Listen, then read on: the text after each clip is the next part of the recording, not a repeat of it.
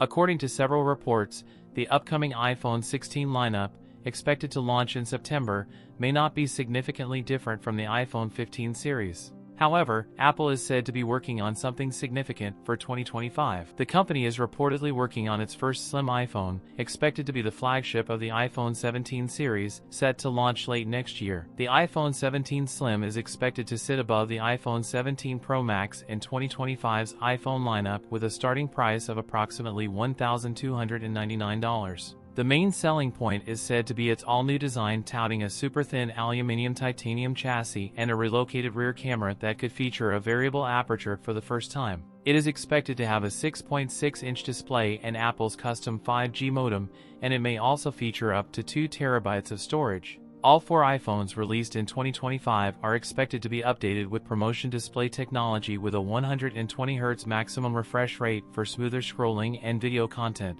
As for camera updates, Apple is said to be working on an updated 24-megapixel front-facing camera with a 6-element lens, and the iPhone 17 Pro Max could include an upgraded 48-megapixel telephoto camera, which would be an improvement over the current 12-megapixel sensor.